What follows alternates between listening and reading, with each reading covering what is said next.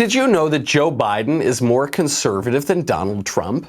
This thought had never occurred to me, but it apparently did occur to the former Republican Senator Jeff Flake, who was on speaking to CNN, Christian Amanpour, who Drew Clavin calls Christian Amanpour journalist, and he made the bold claim. This is a claim that echoes the same sort of sentiments we've heard from the never-Trumpers. There are like 3 of them left in America, who say Trump is not a real conservative, so much so that they're now saying that this doddering old shell of a man who supports abortion on demand up until birth by taxpayer expense and suing nuns and forcing mandates on everybody, that guy is more conservative than your favorite president, Donald Trump.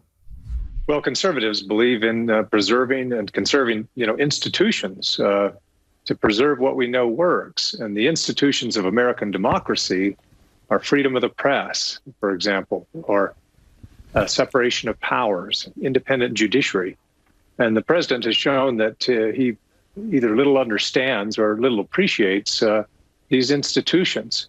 So I'm not pretending that Joe Biden is as conservative as I am on fiscal issues and whatnot, but on those important issues of American democracy, frankly, he's more conservative than the president is.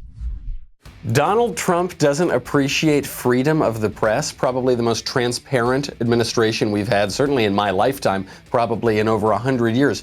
Donald Trump doesn't appreciate separation of powers, the most federalist constitutional president we've had in my lifetime. Something tells me that Jeff Flake and many other people, not only on the left, but a few on the right as well, don't appreciate how corrupt our press has become and how little separation of powers there is in our government. We will get into the true meaning of conservatism.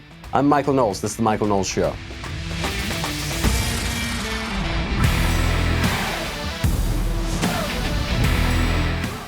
Welcome back to the show. My favorite comment yesterday came from Carl, who said, "My favorite saying about statistics came from one of my statistics professors. Statistics are like bikinis. What they reveal is enticing.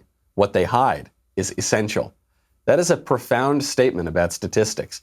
We'll get into statistics a little bit too, because I think conservatives should not play around with those statistics. Those statistics can be very dangerous things because statistics themselves are progressive. Statistics themselves are left-wing. They are a creation of the left only about 100 years ago, which we will get into. Is Joe Biden more conservative than Donald Trump? Hard to say that. He's older. He's old. He's an old guy. Is that what you mean by conservative, that he's older? Some people believe that, but that's not all conservatism is. We've been having these debates certainly since 2016 at a large scale, but we've been having them for much longer than that. What does it mean to be conservative? Something tells me what Jeff Flake means by conservative is not the same view that would have been shared by John Adams or George Washington or Edmund Burke or other people in the conservative tradition. What does it mean?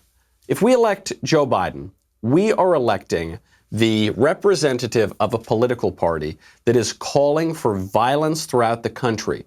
There was a quick smattering of this put together that was going around Twitter yesterday. The actual clip goes on for several minutes, just a little taste of that conservative political party we'd be putting into power. I just don't even know why there aren't uprisings all over the country, and maybe there will be. People need to start taking to the streets. This is a dictator. There needs to be unrest in the streets for as long as there's unrest in our lives. Enemies of the state. Show me where it says that protests are supposed to be polite and peaceful.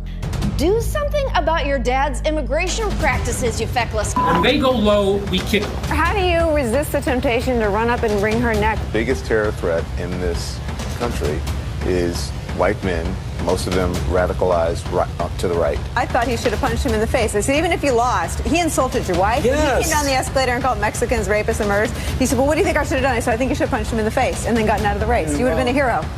I'd like to punch him in the face. I said, if we were in high school, I'd take him behind the gym and beat the hell out of him. Punch some people in the face! When was the last time an actor assassinated a president? Notice here how seamlessly it moves from the politicians to the appointed officials like Attorney General Eric Holder, who said when they go low, we kick them, to the mainstream media, the news media, to Hollywood, back to the elected politicians, Joe Biden himself. Notice how seamlessly it all moves because it's all part of the same thing. How's that for a free press? How's that for separation of powers? What are they all calling for? Violence. Violence in the streets. Punching people, disregarding the rule of law. Is that conservative? Of course, I mean, by definition, that's not conservative. You're tearing the country down. So what do we mean by conservative? We'll get into that in 1 second. First, though, got to thank our friends over at Ancestry.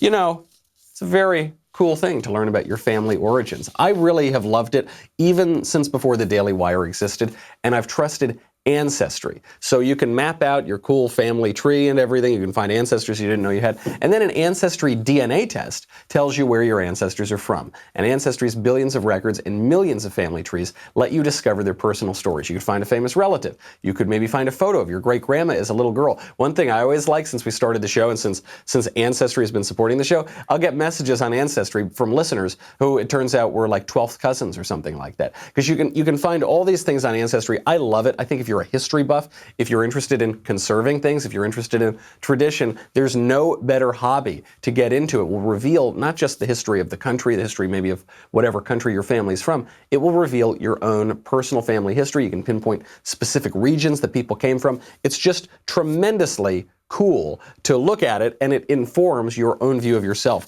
Start exploring your family story today. Head over to my URL, which is ancestry.com/Knowles, Knowles, to get your Ancestry DNA kit. Start your free trial, ancestry.com/Knowles. Obviously, nothing conservative about wanting to tear the country down. But you might say, oh, Michael, come on, you're pointing to these crazy leftists like Nancy Pelosi, who just got caught in a big lie herself. We'll get to that in 1 second. You're talking about these crazy leftists like that Stranger Things guy out of Hollywood. You're not talking about old Joe Biden, old Scranton Joe, old Amtrak Joe. Oh, he's great. He's just my fun, nice little uncle. Well, for one, we did hear Joe Biden in that montage of people calling for unrest, for people calling to take to the streets.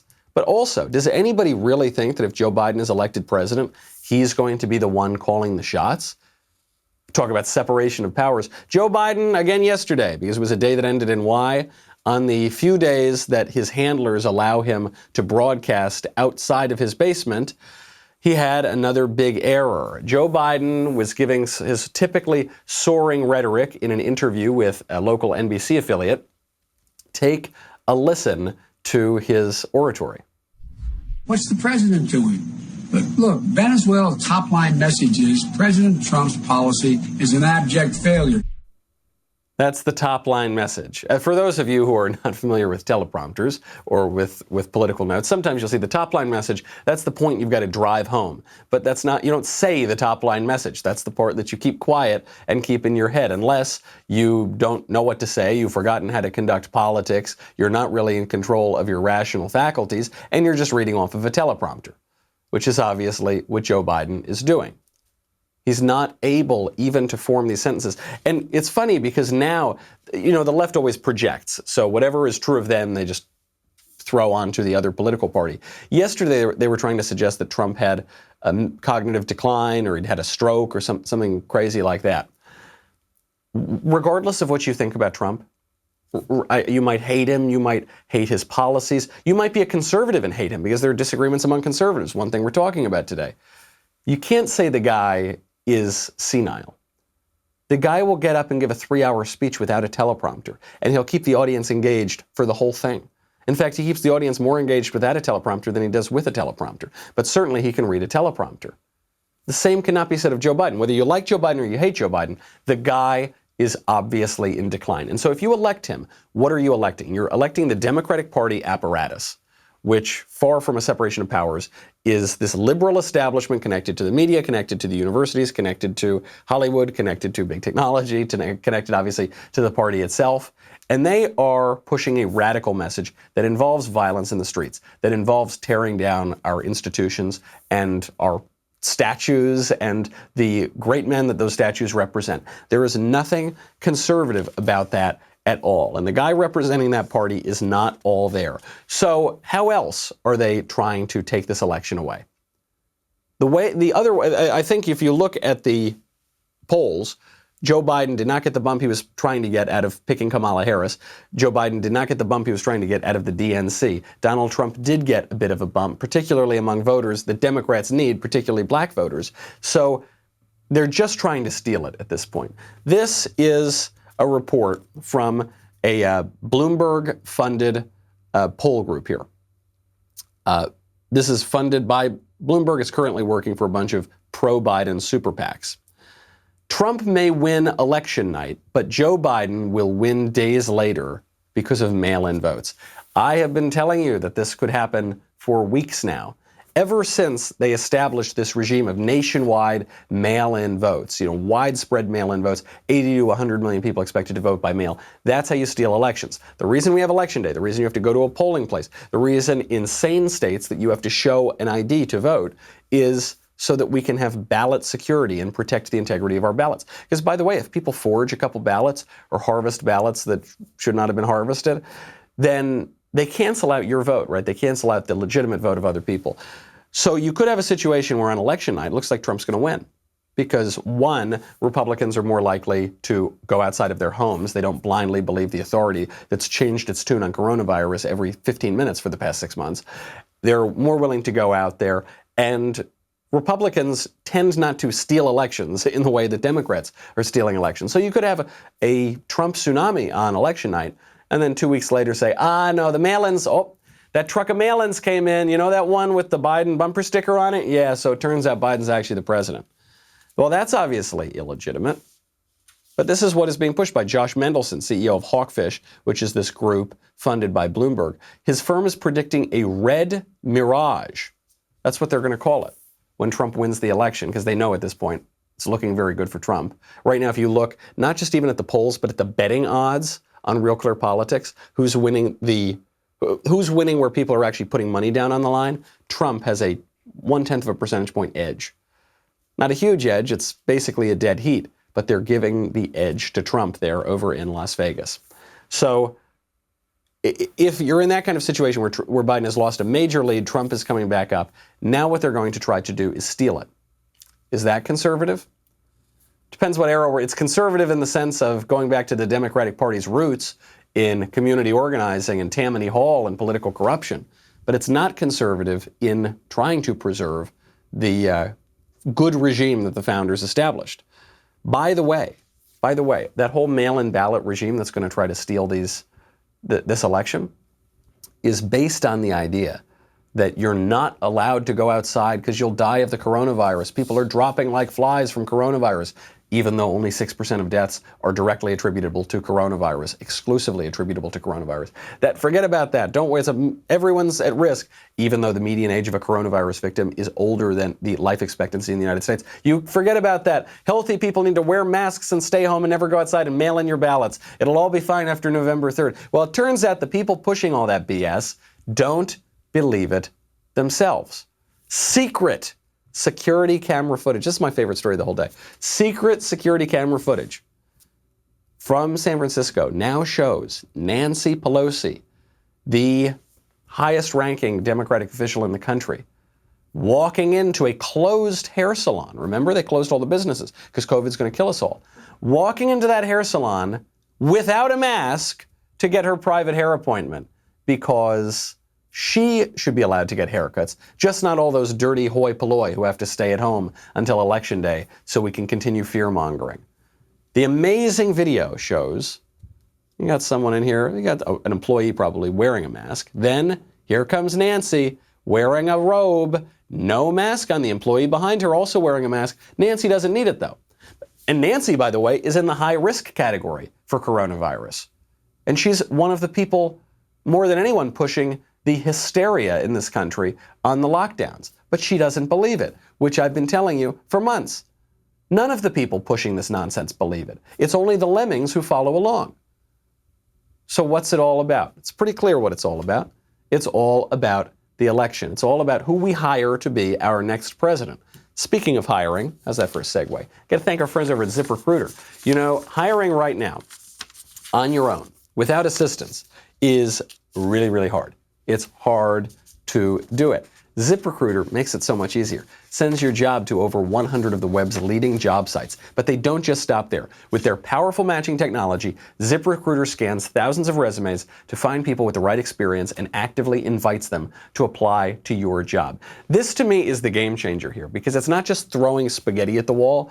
It's not even just looking at the people who have applied. It's going out there, finding the right candidates for you. Time is money in hiring. It's very hard to find the right person. ZipRecruiter makes it efficient and effective. They've got screening questions to filter candidates. They've got an all-in-one dashboard where you can review and rate your candidates. It's so effective that 4 out of 5 employers who post on ZipRecruiter get a quality candidate, not just any candidate, a quality candidate, within the first day.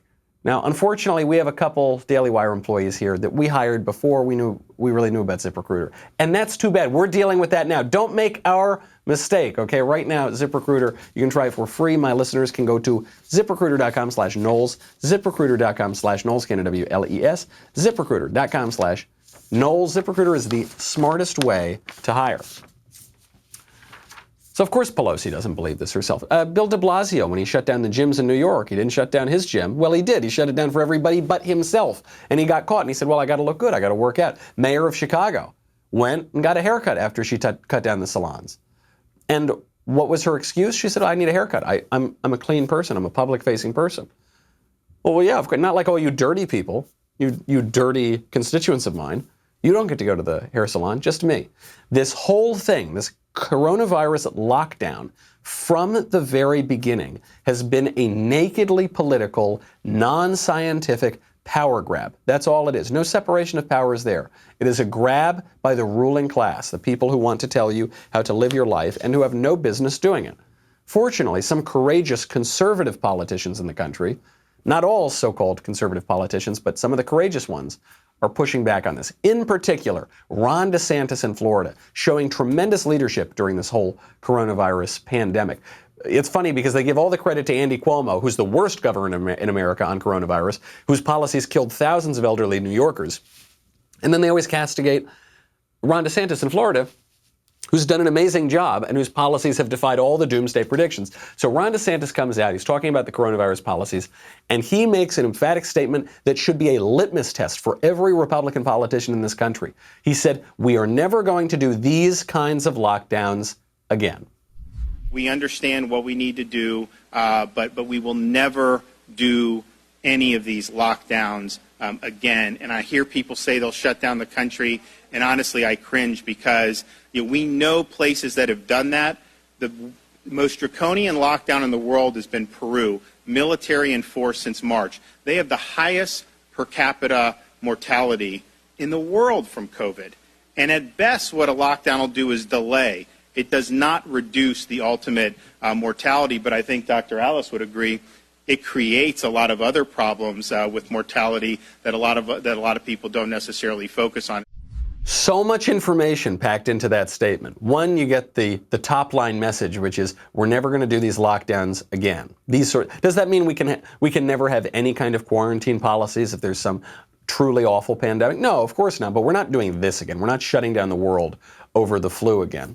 So then he moves on from there. He says, there's no evidence that the lockdowns help. We talked about this yesterday on the show. Actually, there's a study that was just published by Revolver yesterday that shows that the lockdowns were 10 times deadlier than the virus itself in terms of human life years lost. Obviously true. There's no evidence that the lockdowns are particularly effective. The most draconian lockdowns in the world are Peru. Peru has a terrible experience with coronavirus, a country that basically stayed open the whole time. Sweden, we were predicted this was going to completely destroy the Swedish population. What happened? They're doing a lot better in many ways than their neighbors.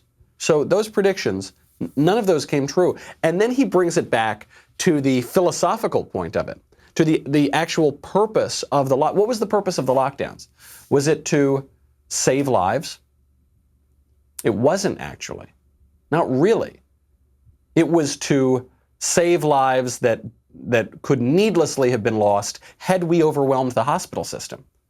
But we never came close to that. The purpose of the lockdowns was to flatten the curve, not find a cure, flatten the curve. flatten the curve below the capacity of the hospital system so that you didn't have this situation where people are dying on the street because there just weren't enough beds in the hospitals, for instance, weren't enough nurses to go around. We never got even close to that. Not even in New York, which, in part because of Andrew Cuomo's terrible policies, was hit the worst. We had the Javits Center Emergency Hospital basically completely empty. We had that hospital ship that was sent by the federal government basically empty, unneeded. So none of the arguments for these lockdowns turned out to be true. What happens when circumstances change, when new evidence presents itself? Well, good politicians adapt to that and base their policies on that. And power-hungry cynics who are interested in nothing but the amassing of their own power, even at the expense of destroying the country, like Joe Biden, like Nancy Pelosi, like the entire Democratic Party, they don't change their mind because they're cynical about politics. And it's not even that they're liars. It's that they just don't care about the truth, not one way or the other. What DeSantis is doing, which, by the way, was criticized by some of those egghead conservative politicians, you know, the ones who, they're very sophisticated, they're fancy, they're Republicans, but they're not that kind of Republican. Oh, they're sensible. They listen to statistics. They love the experts. Please don't lump me in with those crazy people like Ron DeSantis. Well, DeSantis was right. The courageous conservative leadership was right. And the eggheads who followed along with the liberal establishment were completely wrong. So who's the real conservative here? You know, I got such a kick in 2016 when Mitt Romney, who is a liberal who invented Obamacare, decided to lecture Donald Trump on not being a real conservative. Mitt Romney, whose entire family comes from the liberal wing of the Republican Party, right? Goes all the way back to his father who ran for president as a liberal Republican. Mitt Romney carrying on that tradition. What is a real conservative? What does that mean?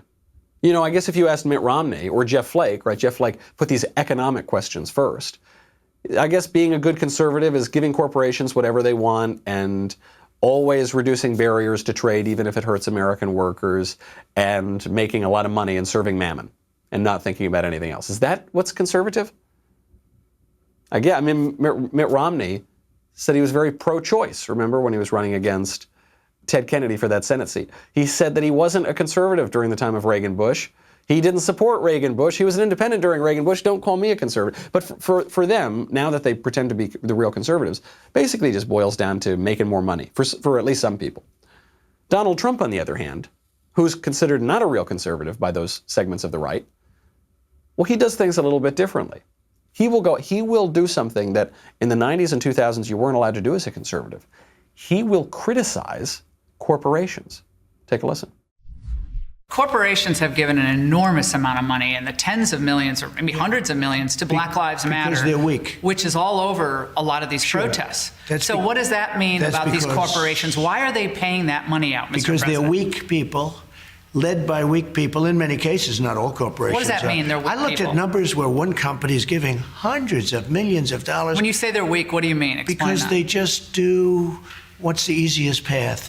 That's not the easy path. That's a very dangerous path. Black Lives Matter is a Marxist organization.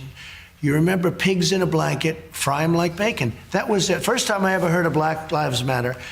I said, that's a terrible name. It's so discriminatory. It's bad for black people. It's bad for everybody.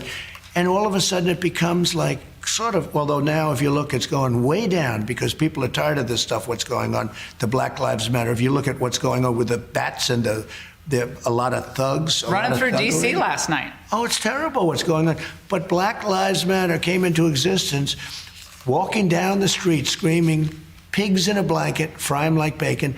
And that was about police officers. That was representing police.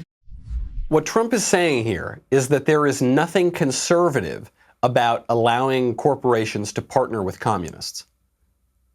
Makes perfect sense to me. There's a segment of the right that would pretend to be the real conservatives, not like that terrible Donald Trump who's not conservative at all. That segment of the right would say, letting corporations do whatever they want, that's the most conservative principle. We can't have any barrier to their economic success. We can't have any barrier to their profits. GDP is the only measurement of how conservative a country is. That's right. Even if they're taking advantage of a lot of legal loopholes, oh, you're partnering with BLM self-described Marxists, tearing down statues of George Washington? Gosh, George Washington would love that. oh, you'd be making Abraham Lincoln so proud. Yes, burn the country some more, as long as you make the almighty dollar. That's not a compelling argument. Trump realizes that that is total BS, that a lot of what has been considered conservative orthodoxy for the past, 30 years, 30, 40 years, is just ridiculous. And there's this idea that cropped up in the 80s that among really think tank people and kind of conservative, libertarians who then became a huge influence, if not the dominant influence in the conservative movement Republican Party, they said that basically the essence of conservatism is free trade. I don't think that's true. We trace our political party back to Abraham Lincoln. Abraham Lincoln said that if you give me a tariff, I'll give you the greatest country in the world. The Republican Party was founded on tariffs. Doesn't mean we should only have protection on trade and we should totally shut out the rest of the world. Nobody's ever said that. But it does mean that we need to take into account lots of other calculations beyond GDP. We've got to take into account the American worker, for one. We've got to take into account American loyalty, for another. We've got to take into account our politics, our trading relationships, foreign policy. We've got to take into account a lot of things, and you can't boil conservatism down to some silly ideological bullet point in a manifesto, particularly when the effect of that is to let very powerful organizations partner with people that want to destroy the country, all in the pursuit of a cheap buck. Trump gets that. That's a deeply conservative insight, much more conservative than his critics. And it's not just all red meat, by the way. It's not just, this is one criticism that people make of Trump. They say, oh, Trump, he's a populist. So he just gives the mob whatever the mob wants to hear, and then they'll cheer him on. Not so, not at all. Trump was asked, you heard he was on Laura Ingraham's show there, he was asked about conservative vigilantes. For instance, that kid, Kyle Rittenhouse, who went out and showed up to this left-wing riot and was attacked and did defend himself. But does that mean that conservatives should go out and put themselves in a provocative situation where maybe they're going to have to return the attacks of Antifa with some bullets? Trump says, far from it. Do you want your supporters to confront the left-wing protesters, or do you want to leave it to law enforcement? No, I don't want them. I want to leave it to law enforcement. But my supporters are wonderful, hardworking, tremendous people. And they turn on their television set and they look at a Portland or they look at a Kenosha before I got involved and stopped it. Or they look at Chicago, where 78 people were shot last weekend and numerous people died. Or they look at New York, where violence is up by 150%. It's up by a number that nobody, and people are leaving. They're looking at all of this and they can't believe it. That's right. Absolutely right. And I got to tell you, I hate to say I told you so. I made this point on my show a day or two ago, and maybe I made it at the end of last week. And I caught some flack for it in the comments section because people were asking about this Kyle Rittenhouse case, this young right-wing guy who drove about 25 minutes, half an hour to the Kenosha riots. And he was cleaning things up, but he armed himself because obviously it was a provocative place. And then he gets attacked by Antifa and he shoots 3 of them. Right? And he's a very good shot. He's a better shot than these Antifa and BLM people who were attacking him. Now he's arrested for murder. And a lot of people were asking, well, how should we think of this? And I said, he obviously was acting in self-defense, but he made an imprudent decision, an unadvisable decision to go to the left-wing riots. Conservatives basically should stay away from the left-wing riots. They shouldn't put themselves in this kind of a provocative situation. We should take a lesson from Johnny Cash. Don't take your guns to town, son. Leave your guns at home, Bill. Don't take your guns to town. In part because of how stacked against you the entire liberal establishment, and specifically the liberal legal establishment, will be, and the media, and this left-wing cultural hegemony, I guess you would call it.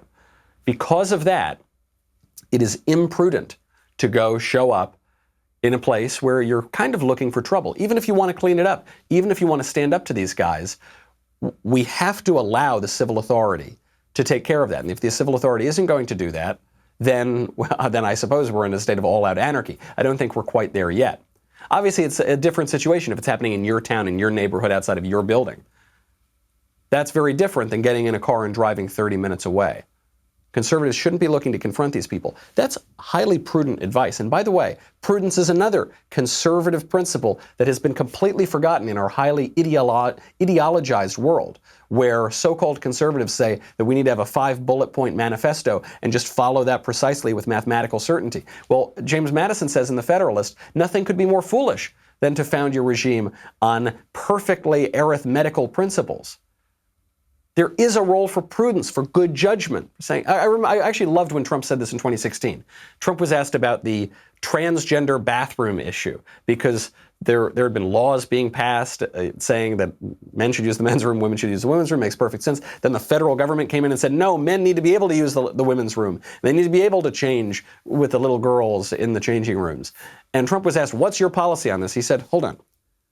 We're talking about the very few people in this country who are men who think that they're women and they take hormones and maybe they've had a surgery to look more like. I don't know. What were they doing before? This was never a problem before. It seems like it was fun. It seems like you're inventing a problem. Let's maybe just keep it the way it was and not make a problem where there isn't one. That advice irritated left-wingers. It also irritated conservatives who wanted some perfectly crisp policy.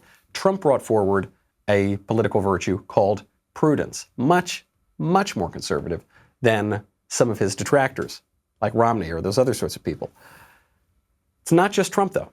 There's another person who's much more conservative than his detractors. We'll get to that in a second. We'll get to Mr. Yeezy in a second. First, though, I've got to thank all of you for going over to the Michael Knowles Show YouTube channel. We're now so close to 200,000 subscribers. We appreciate it. We love it when you subscribe to the Daily Wire YouTube channel. But much more importantly than giving Ben all those likes, head on over to the Michael Knowles Show one. By the way, Daily Wire is now on Apple TV and Roku. So obviously you get the podcast on YouTube and Facebook and Spotify and all over the place, probably MySpace. But now you can get it on Apple TV and Roku. You can watch it on the big screen. You got to be an insider member, though, to watch it live. So head on over to dailywire.com/Knowles. Use code WATCH. At checkout, you'll get 15% off your membership purchase. The deal will not last long. We're just very excited that we're now on the big screen, so we want to make sure that as many people can get us there as want to. So head on over. You will get to see the shows on the big screen. You'll get a one-of-a-kind, highly coveted leftist tiers tumbler, dailywire.com/Knowles. 15% off with code WATCH. We'll be right back with a lot more.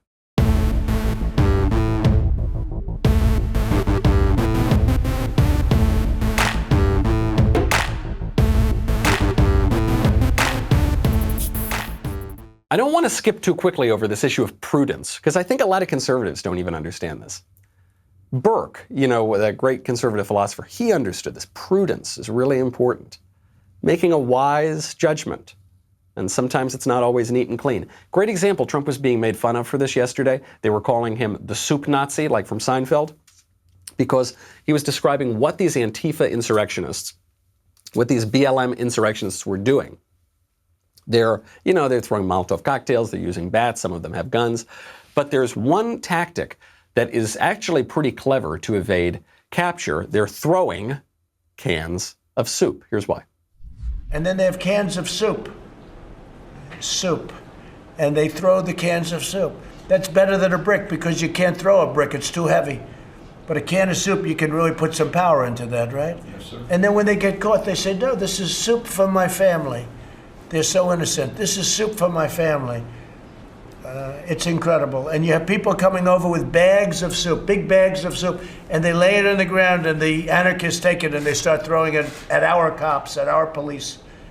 And if it hits you, that's worse than a brick because it's got force. It's the perfect size. It's like made perfect. And when they get caught, they say, no, this is just soup for my family. And then the media says, this is just soup. These people are very, very innocent. They're innocent people. These are just protesters. Isn't it wonderful to allow protesting? No. And by the way, the media knows it better than we do. They know what's going on. I don't know what's wrong with them. The media do know what's going on, but we don't have an independent media. We don't even have separation of powers because we're actually just governed by the bureaucracy. But we certainly don't have an independent media. The media are simply the communications wing of the Democratic Party, or you could call it more broadly the liberal establishment. Why is he talking about soup? He's talking about soup because this is a tactic that these thugs are using on the streets to evade precise laws. If they had brass knuckles or something, they could just be arrested for having that weapon. If they were brandishing knives or if they were brandishing even baseball bats or something, they could be arrested for those weapons. But they have the soup so that the minute the cops say, wait a second, why you have that soup cocked back like you're Kurt Schilling or something? They say, oh, I'm just getting ready to feed this to my family. You can't take this. You can't arrest me. It's a gray area to avoid breaking a law. And what Trump is saying is we need to use prudence. We need to realize what these people are actually doing, not the theory. I don't really care that much about the theory. We care about the practice, what's really going on. And conservatives, as a rule, should prefer what works in practice to merely what works in theory. You know another guy who's more conservative than Joe Biden or Jeff Flake, for that matter, or a lot of the people we were told were conservative before the last several years? Kanye West. Kanye West, who, oh my gosh, when Kanye first kind of came onto the political scene, started saying political things, so how many sophisticated conservatives said, oh my gosh, stop it. Go away, Kanye. We don't want to hear from you. Oh, Kanye, this is so embarrassing. We're fancy people. We go to think tanks and eat boxed lunches. And we sip Chablis. We don't need to be listening from Kanye. How embarrassing. Well, guess what? Turns out Kanye West is more conservative than the vast majority of elected Republicans because he actually understands what the problem is, and he's willing to go places that a lot of conservatives would not. So you remember Nick Cannon, he was that kind of ex-child star. I guess he's still on some TV shows or something. Nick Cannon made these comments a few weeks ago where he was criticizing the Jews and he was calling white people animals and saying they didn't have souls and really toxic stuff. He almost got canceled for it, except because his racism was directed at white people and Jews. It didn't really stick, and I think he was able to keep most of his employment. So Kanye West decides to go on this show, not to agree with Nick Cannon, but to show him issues with his political views and to try to bring him over to a more conservative point of view. And he focused in with brilliant precision on Planned Parenthood. In 50 years, there's been 22 million, over 22,500,000 black people aborted strategically and on purpose. Planned Parenthood was set up and placed in minority communities to kill black people. You're talking about when Margaret Sanger, the originator of Planned Parenthood at the time, because a lot of people, when you say things like that, in their defense, they say, well, Planned Parenthood today is a different organization. But what you here we go. But what Margaret you cannot deny is these facts that Ye is about to give you right now. Here we go. Margaret Sanger, the founder of Planned Parenthood, was an avowed racist whose goal was to reduce the black population in America, and she succeeded. 80% of abortion clinics in America are in minority neighborhoods. Over 22,500,000 black babies have been aborted in 50 years. So those numbers are undeniable. Statistics, I guess. Sometimes we can use statistics when they serve our purposes, but we should be careful about statistics because statistics get manipulated by social scientists. But those numbers are hard to deny. We do know the number of babies who have been killed. We do know that Planned Parenthood was strategically placed in minority neighborhoods. We do know that Margaret Sanger was a racist. You know, obviously that word now has kind of lost all meaning, but whatever meaning it once had, certainly she qualifies. There's a quote that goes around all the time from Margaret Sanger that says, we don't want word to go out that we want to exterminate the Negro population. And what the left responds to that is they'll say, oh, she was being ironic in a letter that she was writing to someone.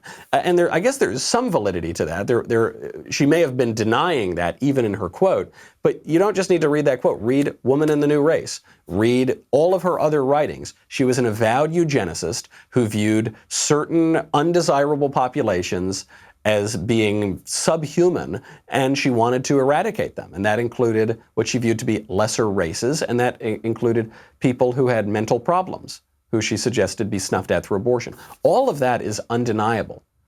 And the left obviously doesn't want to talk about it. Many people on the right don't want to talk about it. You know, fancy conservatives. Kanye West is willing to talk about it.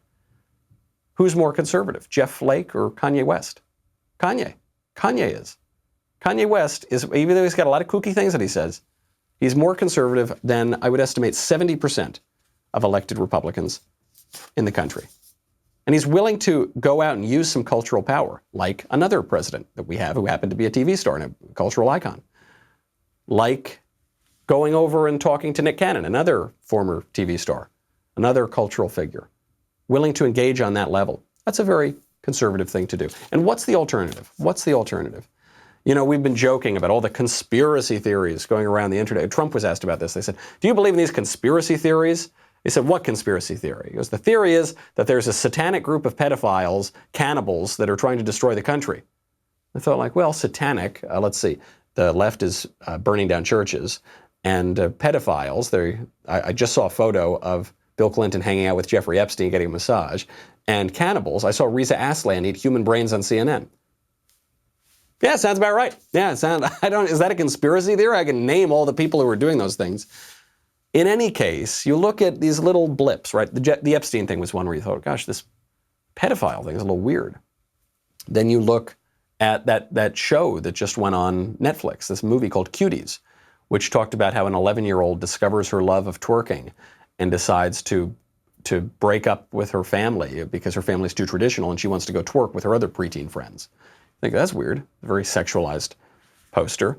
Now, in the state of California, the left wants to legalize pederasty. Pederasty, sexual relations between grown men and young boys. They want to legalize it. I know that sounds impossible, but it's real. It's called SB 145. And it just passed, by the way. It's not even like it was some random pervert who just proposed it and it was shot down. The 40-member state Senate in California, by a vote of 23-10, just passed SB 145, which was a bill introduced by California State Senator Scott Wiener. We have to stop electing people named Wiener. They always live up to the silliness of their name. Scott Wiener is from San Francisco. You'll be surprised. Under SB 145, if an adult has gay sex with a minor 14 years or older, and that adult is less than 10 years older than the person, a judge will have the discretion on whether or not to place the individual on the sex offender registry. So to put that in an example, you have a 23-year-old guy who has sex with a 14-year-old boy. That is not necessarily a sex crime. That person will not necessarily be put on the sex offender registry. There might be some other smaller punishments, but to actually register as a sex offender, no longer have to do that. That's weird. Why is that a bill? That's creepy and perverted and weird and obviously deeply wrong. How on earth did that get through the California State Senate?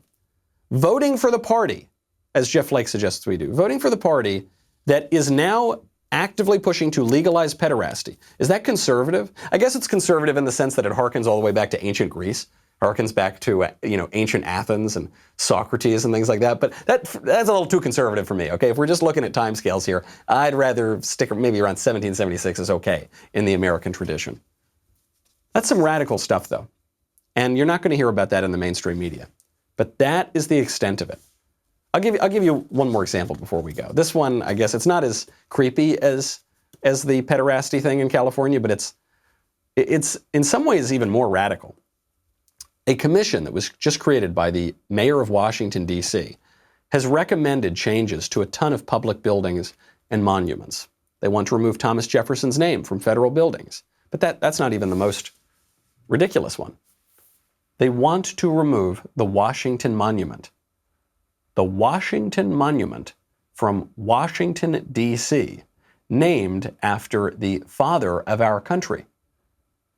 This established by the mayor of Washington, D.C., which, by the way, is a ridiculous office that should not exist. The District of Columbia is a federal district. It's not a state. It's not some separate territory that's not under the control of the federal government. It's under the control of the federal government. It should be governed by the federal government. They should not have votes in Washington, D.C. They should not have a representative in Washington, D.C. It's not a state. It's a federal district. There should not be a mayor of Washington, D.C. It's the nation's capital. It's our place. I don't think we should defer on government to the residents of Washington, D.C. Probably there shouldn't be permanent residents of Washington, D.C. They should live in Maryland or Virginia, from which we get Washington, D.C. Now you've got the mayor of our national capital trying to tear down our singular national monument. That's pretty radical. That's pretty radical. And you know, how did they arrive at this? Well, they took a survey, did a town hall, they had meetings with residents, and the committee said, this committee in Washington, D.C., said that 80% of Washington residents support a push to, quote, remove or rename assets where the namesake's legacy was inconsistent with or did not align with the district's core values of equity, opportunity, and prosperity. Another great example of lies, damned lies, and statistics. The word statistics comes from the word of the state, right? This is an invention of progressives who want more and more statist power, which is why, generally speaking, we should ignore statistics. But the survey was done of Washington, D.C. residents. I don't care what Washington, D.C. residents think. I don't care. It's not their district. It's all of our district. It's a federal district that represents the entire country. And now they want to tear down the Washington Monument. Washington, D.C. mayor, you'll be shocked to find out, is a Democrat. Jeff Flake says, these Democrats, they're more conservative than Donald Trump. Are they? Is tearing down the Washington Monument conservative? A bunch of fake conservatives seem to think so. And if they're wrong on that, if they're wrong on so central a question, what else have they been wrong about? Maybe it's time to rethink conservatism. Hopefully we can rethink it before they tear down the Washington Monument. That's our show. I'm Michael Knowles. This is The Michael Knowles Show. See you tomorrow.